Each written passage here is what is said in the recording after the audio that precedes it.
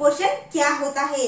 Direct proportion हमने समझा था और उससे रिलेटेड हमने प्रैक्टिस सेट भी कंप्लीट कर लिया। आई होप आप सब ने वो वीडियो देख लिया होगा और आपको सब समझ भी आया होगा। तो आज हम सीखेंगे कि इनवर्स प्रोपोर्शन क्या होता है। आज हम सीखेंगे इनवर्स प्रोपोर्शन। तो चलिए आज के सेशन को हम स्टार्ट करते हैं। But before that guys please subscribe my channel AWG academy. तो चलिए देखते हैं कि इनवर्स प्रोपोर्शन क्या होता है। तो यहाँ पे एक एग्जाम्पल दिया हुआ है, वो उसके जरिए मैं आपको समझाऊंगी कि इनवर्स प्रोपोर्शन क्या होता है और इनवर्स प्रोपोर्शन में और डायरेक्ट प्रोपोर्शन में क्या डिफरेंस है। तो क्या है, यहाँ पे मैंने लिखा है some volunteers have gathered to dig 90 pits for a tree plantation program. One volunteer digs 1 pit in 1 day. तो ये जो एग्जाम्पल है ये टेक्स्ट बुक में भी दिया हुआ है। ओके, तो यहाँ पे क्या कह रहे हैं कि some volunteers have gathered to dig 90 pits for a tree plantation program. यहाँ पे एक ट्री प्लांटेशन का प्रोग्राम है। यहाँ पे कुछ वॉलंटियर्स भी है। तो क्या करना है ट्री प्लांटेशन प्रोग्राम के लिए? 90 पिट्स खोदने हैं। ट्री प्लांटेशन के लिए हमें गड्ढे खोदने पड़ते हैं, है कि नहीं? तो उसके लिए कितने गड्ढे चाहिए? 90। कितने? 90। और यहाँ पे दिया है 1 volunteer digs 1 pit in 1 day. तो एक वॉलंटियर्स एक ही गड्ढा खोदता है एक दिन में, है कि नहीं? एक वॉलंटियर्स एक ही गड्ढा खोदता है एक दिन में।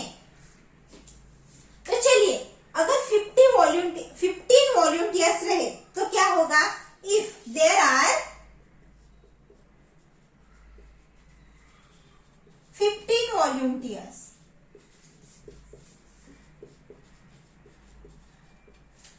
अगर यहाँ पे 15 वॉलंटियर्स है, सो दे विल टेक, क्या करेंगे हम? एक वॉलंटियर्स एक दिन में एक ही गड्ढा खोदता है। तो अगर मैंने 15 वॉलंटियर्स ली, हमें कितने चाहिए टोटल? 90। कितने चाहिए? 90 चाहिए। तो मैं क्या करूंगी? 90 डिवाइड बाय 15 कर लूंगी। क्या करूंगी मैं? 90 डिवाइड बाय 15 कर लूंगी। कितना मिला? 6 डेज। 6 डेज कितना मिला हमें? 6 डेज। अगर 15 वॉलंटियर्स को हम लगाएंगे काम पे तो 90 गड्ढे खोदने में उनको कितने दिन लगेंगे? 6 दिन लगेंगे। कितने? 15 वॉलंटियर्स को 6 दिन लगेंगे। 15 वॉलंटियर्स को कितने दिन लगेंगे? 6 दिन लगेंगे। और 10 वॉलंटियर्स को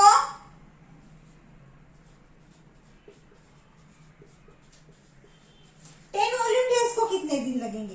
क्या करूंगी मैं? 90 डिवाइड बाय 10, तो 9 डेज, है कि नहीं? 15 वॉलंटियर्स को 90 पिट्स खोदने में 6 दिन लगेंगे और 10 वॉलंटियर्स को कितने लगेंगे? 9 डेज लगेंगे। अगर यहाँ पे हम ऑब्जर्व करेंगे तो हमें क्या समझ आ रहा है कि जैसे जैसे वॉलंटियर्स बढ़ रहे हैं वैसे वैसे डेज क्या होते जा रहे? कम होते जा रहे। जैसे जैसे वॉलंटियर्स बढ़ते जा रहे डेज कम होते जा रहे, है कि नहीं? डायरेक्ट प्रोपोर्शन में क्या था? एक क्वांटिटी बढ़ रही है तो दूसरी भी बढ़ती थी। यहाँ पे कैसा है कि एक क्वांटिटी बढ़ रही है और दूसरी कम होती जा रही है। यही है इनवर्स प्रोपोर्शन। डायरेक्ट प्रोपोर्शन में हमने क्या देखा था कि क्वांटिटी एक बढ़ रही है, दूसरी भी उसके साथ बढ़ रही है। पर यहाँ पे ऐसा है क्या? नहीं, यहाँ पे एक क्वांटिटी बढ़ रही है तो दूसरी कम होती जा रही है। इसको ही बोलेंगे हम इनवर्स प्रोपोर्शन। समझ में आया ना? बहुत ही सिंपल है। अगर एक क्वांटिटी बढ़ रही है तो दूसरी क्या होती जा रही है? कम होती जा रही है। If number of volunteer increases, we require few days. If number of volunteer increases, we require few days. But if number of volunteer decreases, we require more days.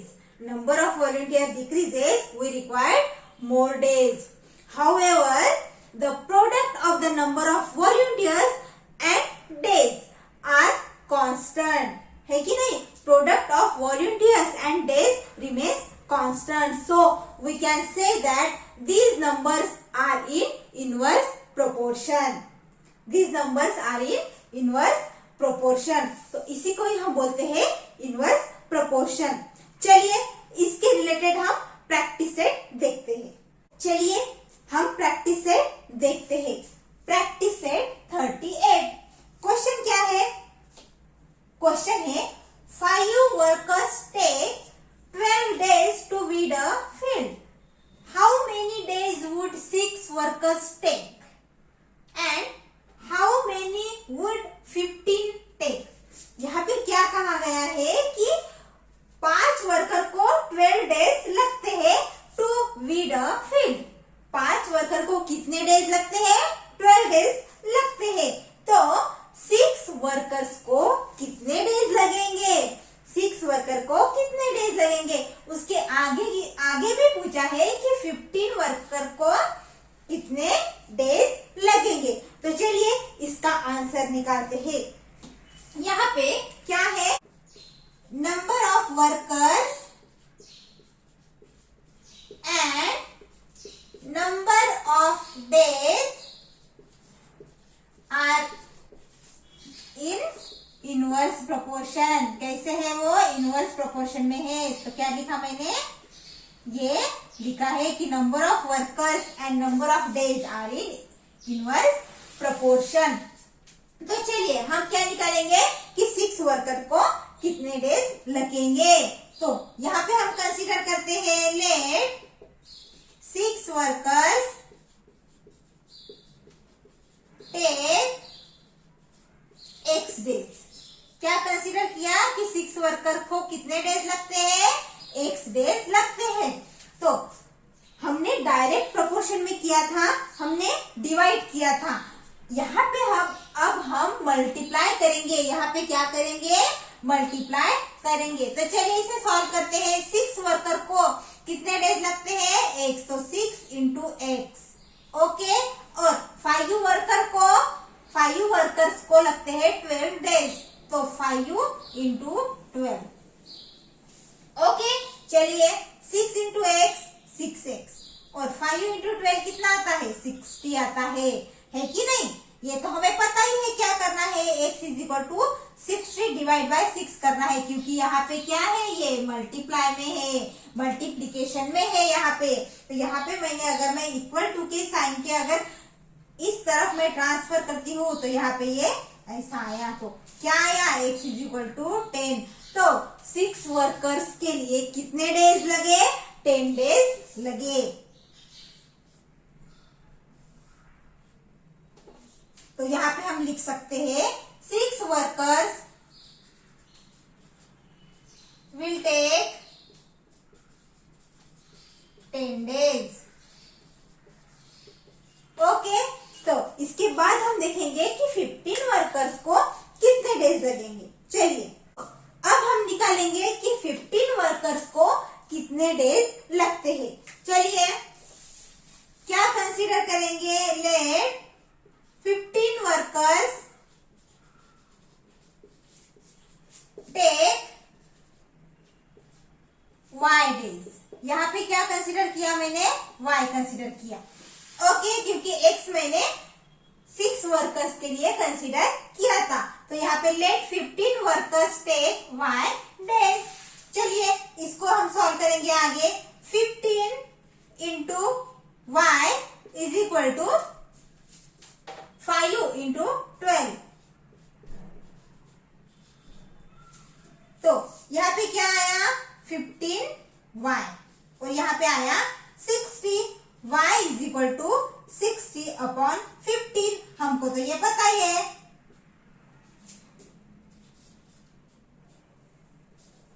इसका आंसर आया 4. कितना आया? 4 डेज.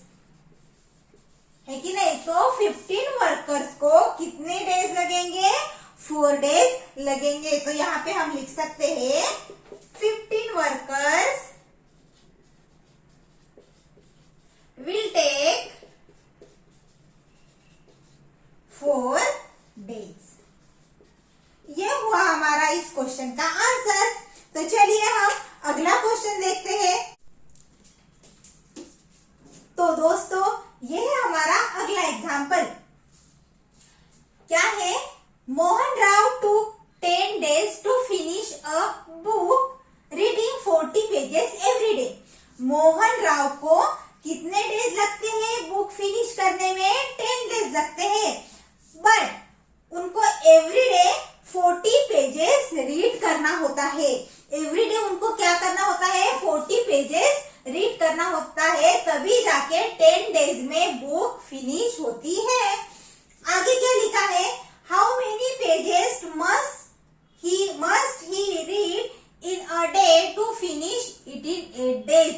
तो मोहन राव को 8 डेज में अगर वो book finish करनी है तो एवरी डे उनको कितने पेजेस रीड करने होंगे, ये हमें यहाँ पे निकालना है कि 8 डेज में अगर बुक फिनिश करनी है तो उनको एवरी डे कितने पेजेस रीड करने होंगे। तो चलिए सॉल्व करते हैं। Pages read per day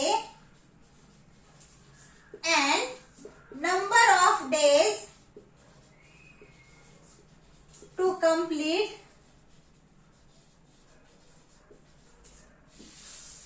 book are in inverse proportion। है कि नहीं?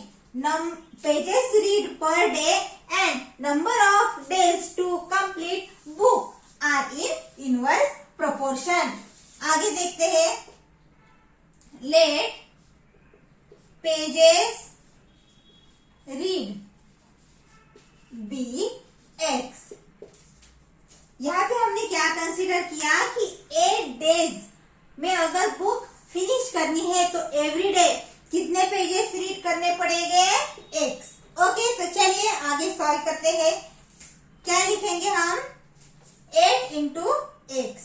8 into x is equal to 10 into 40।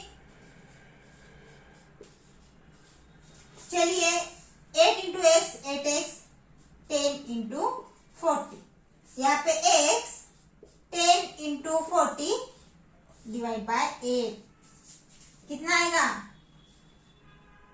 5। और यहाँ पे आएगा x इज इक्वल टू 50। क्या आया? x is equal to 50।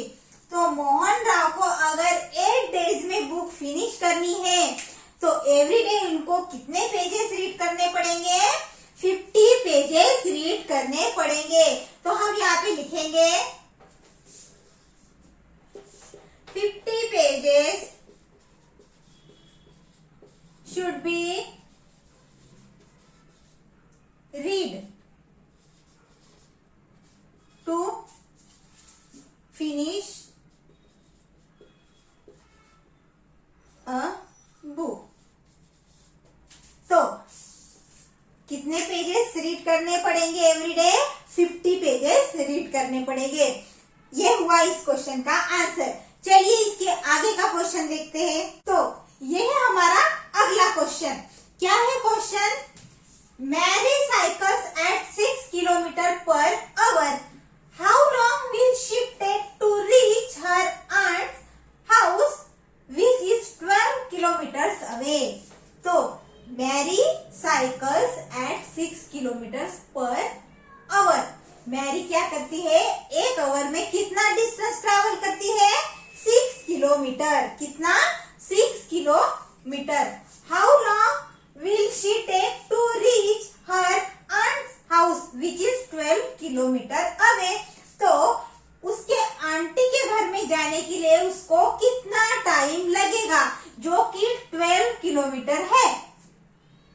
उसके आंटी का हाउस 12 किलोमीटर दूर है, तो उसे वहां जाने के लिए कितना टाइम लगेगा ये हमें निकालना है।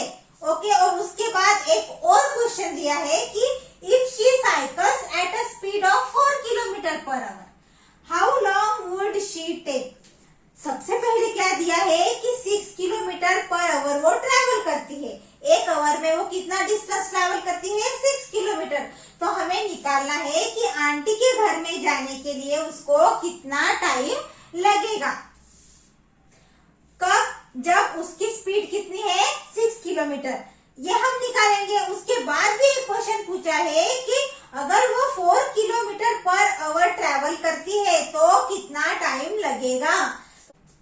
Here speed and time take to cover a distance are in inverse proportion.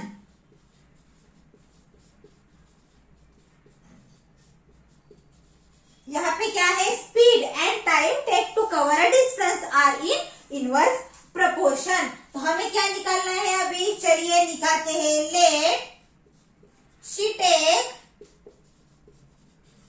x hours to cover distance 12 kilometer at 6 kilometre per hour. तो हमने क्या मान लिया कि इसको कितने घंटे लगेंगे? x आवर्स लगेंगे। तो चलिए आगे सॉल्व करते हैं। बट यहाँ पे हम क्या करेंगे? अब एक फॉर्मूला यूज करेंगे। क्या करेंगे? फॉर्मूला यूज करेंगे। कौन सा? Speed into time is equal to distance. ये एक फॉर्मूला है जो हम यहाँ पे यूज करने वाले हैं। ये इम्पोर्टेंट फॉर्मूला है। ये आगे जाके भी आपको बहुत काम आएगा। तो ध्यान में रखिए। Distance is equal to speed into time. ऐसे भी पढ़ सकते हैं। Speed into time is equal to distance. तो चलिए इसमें वैल्यू पुट करेंगे। स्पीड क्या है हमारी? स्पीड क्या है? 6 है। तो 6 इंटू टाइम, टाइम है x, और डिस्टेंस कितना है? 12 kilometre.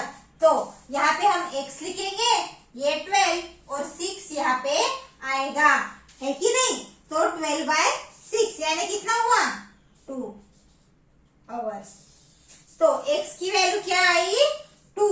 x is equal to 2। तो उसको कितना टाइम लगा? 2 आवर्स लगा। उसको आंट के घर में जाने के लिए 2 आवर्स लगे। तो हम यहाँ पे लिख सकते हैं she will take 2 hours to travel 12 kilometre, है कि नहीं? उसको कितने लगे आवर्स? 2 आवर्स लगे। तो चलिए अब इसके आगे का जो क्वेश्चन है वो हम सॉल्व करते हैं। आगे क्या पूछा है? If she cycles at a speed of 4 kilometre per hour how long would she take. अगर 1 आवर में अगर वो 4 किलोमीटर ट्रैवल करती है तो आंट के घर में जाने पे उसको कितना टाइम लगेगा? तो हम सॉल्व करते वक्त लिखते हैं let she take y hours to travel 12 kilometer distance at speed of 4 kilometre per our. हमने यहाँ पे क्या माना है? y hours माना है। तो चलिए हमारा फॉर्मूला क्या है? टाइम इंटू स्पीड या स्पीड इंटू टाइम लिखते हैं। Is equal to distance. Okay, तो स्पीड क्या है? 4 और टाइम हमने क्या माना है? y माना है। और डिस्टेंस कितना ट्रैवल करना है? 12। तो y इज इक्वल टू क्या आएगा? 12 डिवाइड बाय 4 यानी y की वैल्यू आएगी 3 आवर्स। कितनी आएगी? 3 आवर्स। तो उसको कितना टाइम लगेगा आंट के घर में जाने के लिए? 3 आवर्स लगेंगे। तो हम यहाँ पे लिखेंगे she takes 3 hours at the speed of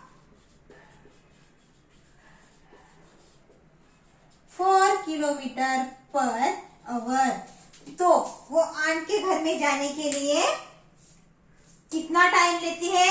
3 hours. उसको कितने आवर्स लगते हैं? 3 hours when the speed is 4 kilometre.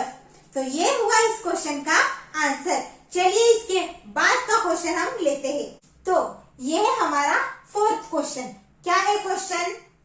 The stock of grain in a government warehouse last 30 days for 4000 people. How many days will it last for 6000 people? यहाँ पे क्या है कि grain का एक स्टॉक है गोडाउन में। ग्रेन का क्या है? स्टॉक है। तो वो 4000 पीपल के लिए कितने दिन तक चलेगा? 30 days.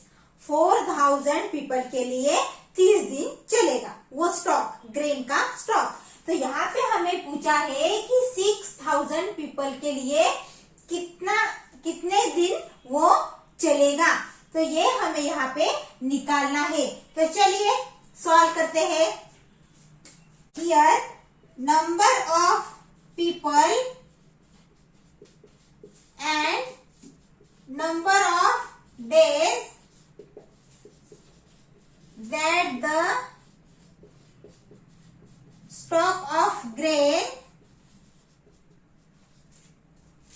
last are in inverse proportion। कैसा है ये? इनवर्स प्रोपोर्शन में है। तो अब चलिए आगे सॉल्व करते हैं। Late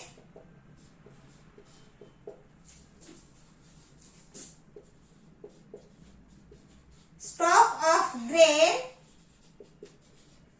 last for x days। यहाँ पे हम क्या मान लेते हैं? x days मान लेते हैं। इसे आगे सॉल्व करते हैं। क्या करेंगे? अभी 6000 है, 6000 लिखेंगे into x is equal to 30 into 4000। Okay, चलिए आगे सॉल्व करते हैं।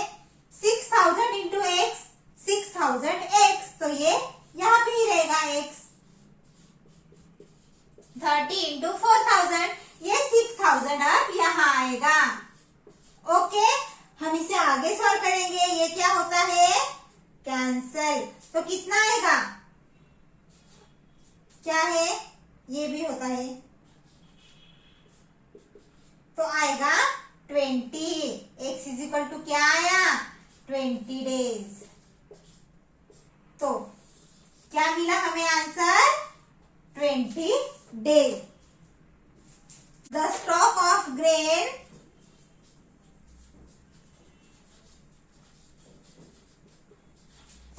will last for 20 days। Okay, तो ये आया हमारा आंसर। दोस्तों, ये हुआ हमारा आज का सेशन। जरूर बताएं कि आपको ये सेशन कैसे लगा। अगर मेरे वीडियो आपको हेल्पफुल लगते हैं तो मेरे वीडियो को जरूर लाइक कीजिए और मेरे चैनल को जरूर सब्सक्राइब कीजिए। हम मिलते हैं अगले वीडियो में। Thank you so much.